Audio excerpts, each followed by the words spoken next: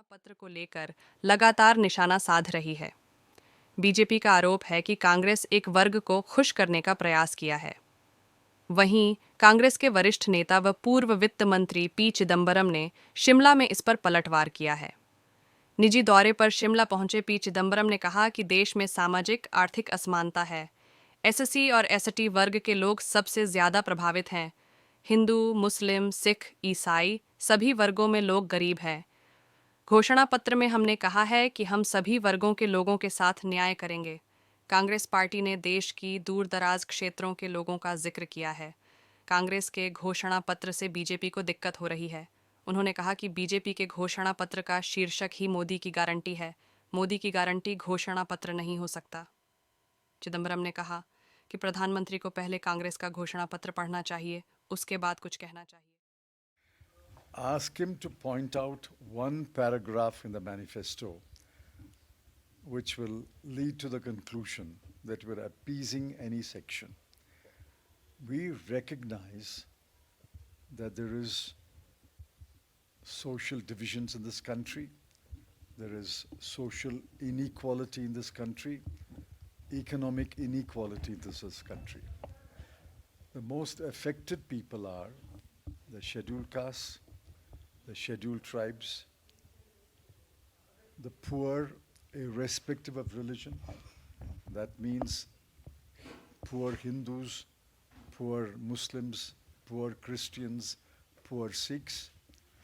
And we are saying that we will bring justice to every section of the people.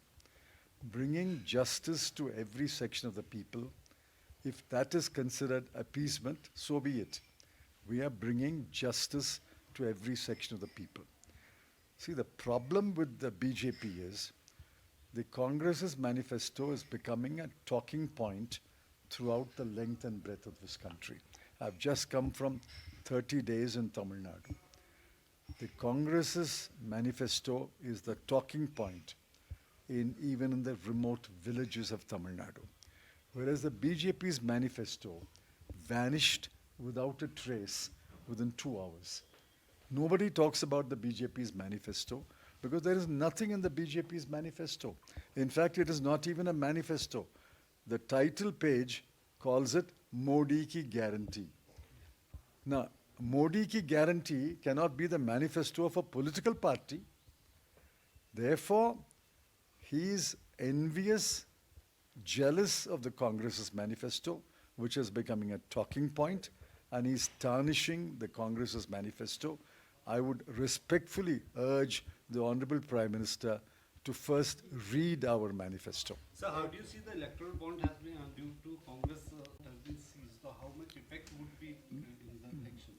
It won't have any effect in the elections because the people will take care of the campaign. Yes, we are handicapped.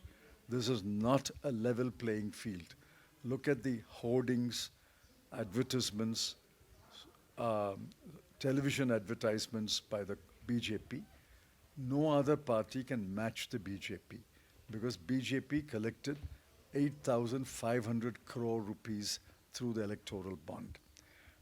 Our whatever contributions we got, they are in a bank account. We all been frozen.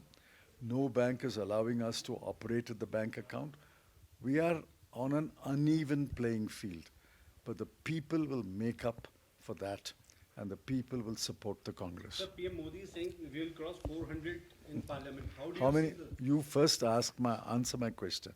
How many seats is the BJP contesting? You tell me the number first.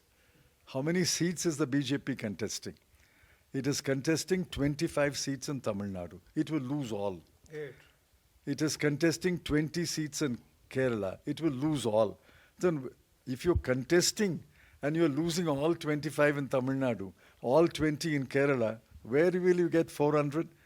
Unless he's planning to contest in some other country.